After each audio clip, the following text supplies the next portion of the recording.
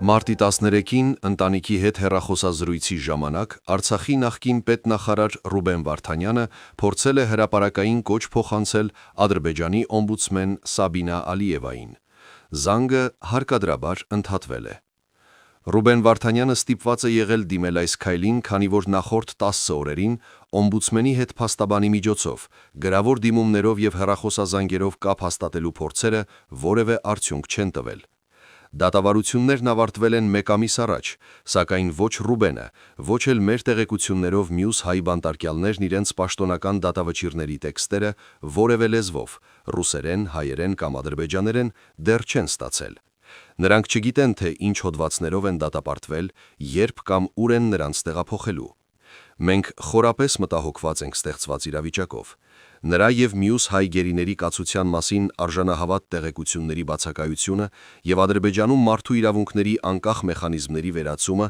այդ թվում երկրից Կարմիր խաչի միջազգային կոմիտեի հեռացումը, բոլոր գերիներին զրկում են ինստիտուցիոնալ որևէ պաշտպանությունից։ Մենք նաև մտավախություն ունենք, որ նույնիսկ կարճ հեռախոսազրույցները, կապի պահպանված միակ միջոցը, կարող են դադարեցվել։ Մենք հրապարակում ենք Ադրբեջանի օմբուդսմեն Սաբինա Ալիևային ուղղված Ռուբենի դիմումի աուդիոձայնագրությունը, որը նրան թույլ չեն տվել ավարտել։ Հուսով ենք այն կհասնի հասցեատիրոջը։ Я хотел бы вынужден обратиться к вам, госпожа Алиева, омбудсмен Республики Азербайджан, в связи с тем, что, несмотря на то, что вы любезно предоставили свой телефон при первой нашей встрече под камерой в 2023 году в октябре, я последние 10 дней, несмотря на все мои усилия, и через адвоката, и через написание заявления, и попытки позвонить, не смог для вас позвонить, поэтому вынужден обратиться к вам публично.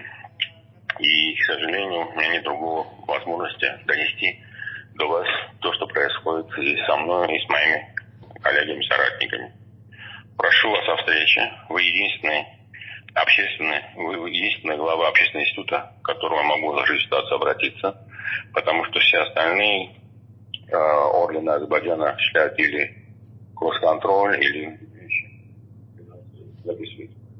Почему? Ну, почему? Потому что не могу даже знать, кто постоянно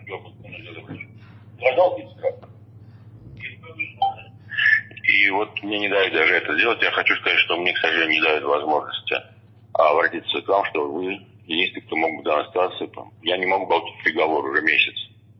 Ни на русском, ни на армянском, ни на азербайджанском. Я не знаю, за что меня осудили, по каким статьям. Я прошу вас о встрече, чтобы иметь возможность все обсудить. Потому что, к сожалению, Красный Крест ушел. Здесь нет никакого другого института, который мог бы быть с нами на связи. Армянское правительство не имеет здесь представительства и занято поставками. Մի մոռացեք հետևել մեզ Facebook-ում, ինչպես նաև բաժանորդագրվել մեր YouTube-յան ալիքին։